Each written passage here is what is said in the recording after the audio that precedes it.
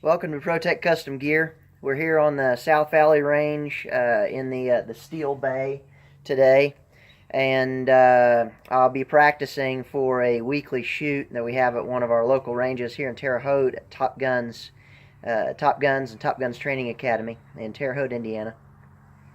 And every Wednesday night we have a bowling pin shoot that we go to, or they host a bowling pin shoot that several people go to, and oftentimes guys from ProTEQ will show up to it. So my policy with the bowling pin shoot is if I win it, then I won't shoot with that gun anymore. I'll shoot with a different gun next time.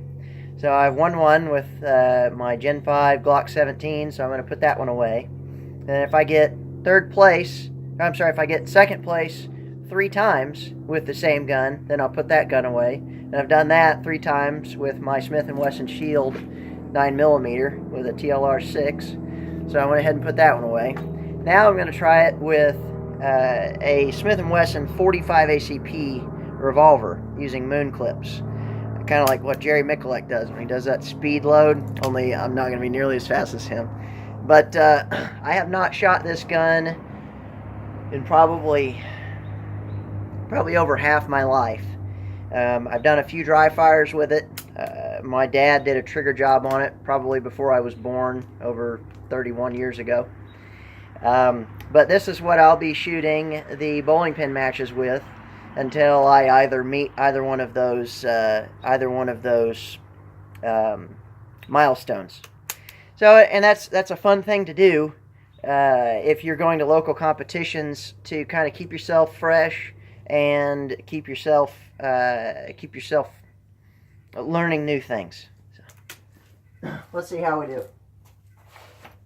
I got moon clips, 6-shot moon clips of 45 ACP. See if it'll focus. And I'm just shooting lead projectiles with 4.3 grains of green dot, so not a whole lot of punch behind them. But we'll see how it does. We've got a plate table here with 5 plates on it. We normally have 5 bowling pins at the bowling pin shoot. And you get two 6-shot magazines, or in this case, 2 cylinder fulls. So I've got a moon clip in the gun and a moon clip here to reload with in case I miss. So let's see how this works.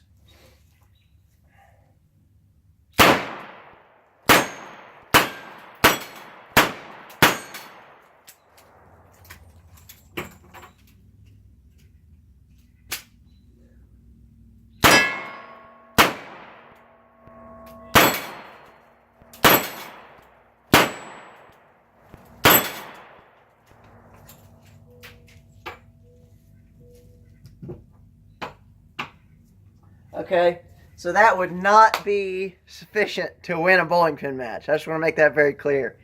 That would probably get me last place or near the bottom. So I've got a long way to go if I want to win a match with this gun. But I'm up for the challenge.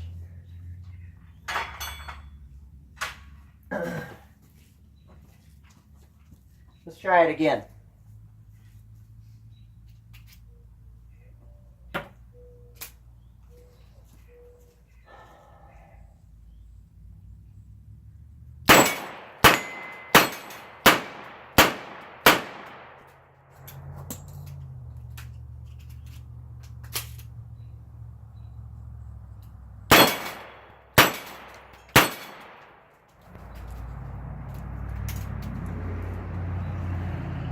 Okay,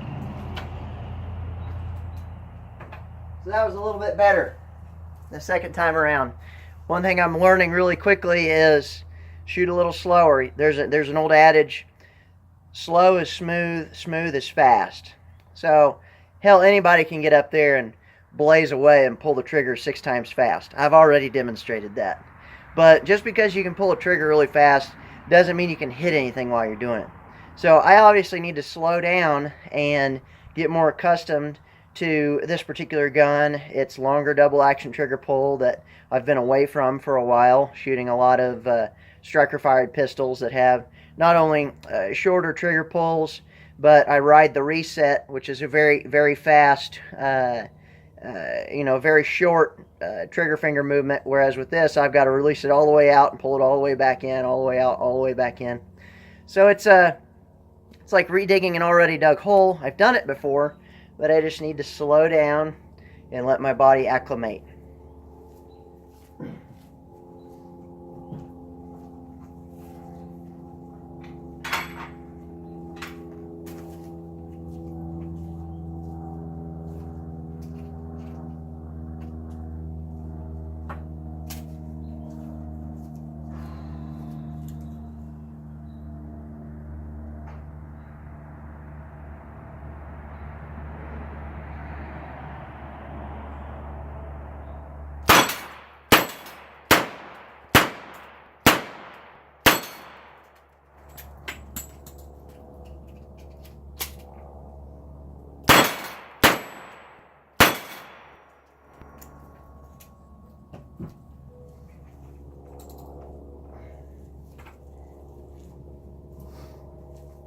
Okay, that was a little better yet. Still, I think the same amount of rounds, but it just felt a little smoother. So, another thing I do when I come to practice for this stuff is I don't bring a ton of ammo. I think it's a bad idea to in one setting dump, several hundred rounds. I think it's better to shoot 50, maybe 100 at the most. And then do a lot of dry fire in between. It's easy to get complacent, kind of get in a groove.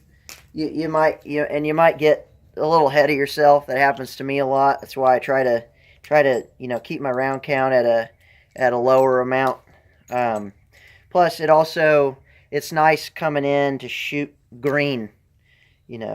Fresh, haven't shot at all that particular day or that particular week, and you just go straight to the range and jump right into it. No practice, no warm-ups, no nothing, just jump right into it. Because thinking about it, realistically, that's what it's going to be like in real life if you ever have to use your gun to defend yourself or protect somebody else. You're not going to get to practice. You're not going to get to warm up. You're just going to have to jump right into it. All right, let's try this again.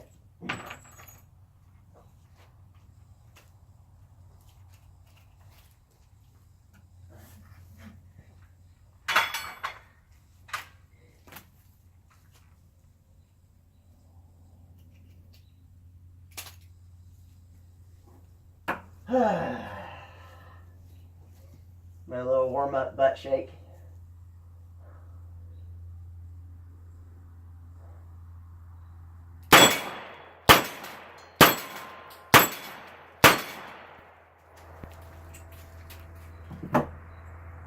Okay. That's more like it. Now that cadence, that speed would most likely win the match. Or come darn close. I'd be in the top 5 if I could do that reliably every time. Where it's just boom, boom, boom, boom, boom. Just nice, slow, and methodical hit, hit, hit, hit, hit. Versus blaze of glory, dump 2 mags worth of ammo, or dump 12 rounds, and you still got pins standing.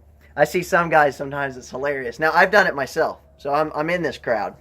Sometimes we will get so amped up that we just jump right into it and just because we know we're shooting against somebody else who is better than us or about the same capability as us, and it's gonna boil down to who is on their game and who's not. And what happens is neither one of you end up being on your game, and you wait for the whistle and it goes off and and it's whoever has the most amount of pins knocked down, because you both still have pins on the table after 12 shots. So that's another thing about competition. It's dealing with that adrenaline dump in a good way. Okay, I'm nervous because I'm up against, Park or Mark. Like they're the 2 guys that I've done this with in the past, that I'm working on it and I'm coming after them. So, all right, I really gotta get on this thing, and I just throw all of my subconscious out the window and I try to control everything that my body's doing. Whereas if I just shut my mouth in my head and let my body do what it knows how to do, then I'm going to knock all 5 pins down most of the time. Because that's what happens. I've done it long enough that I know that my body can do it. And when I don't do it, it's because I interfered with the major motor skills and the mechanics that my body has already repeated over and over and over. So let's try it again. I've got 18 more rounds left. Let's see if I can do it at least 3 times. No pressure.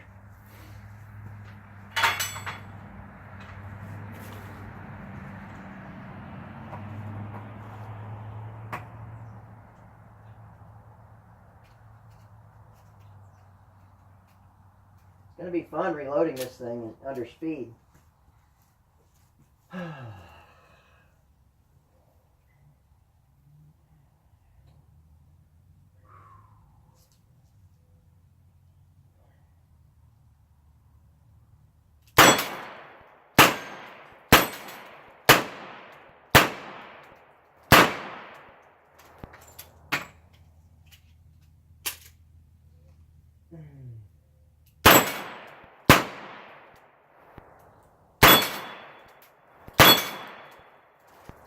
Okay.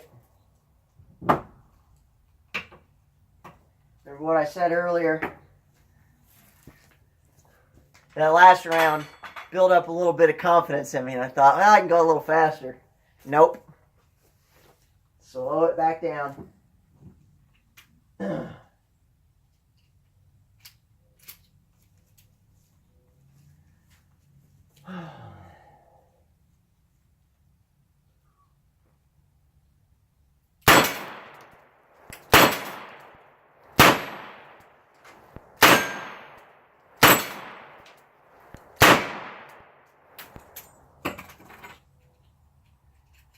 One shot on this moon clip and 2 on the other one. Well, it's hard to reload it when it's got spent shell casings on it. Woo!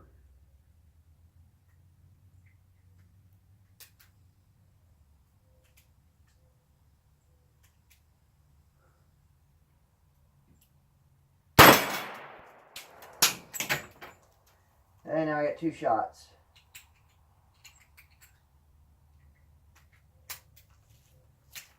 Dirty Harry style.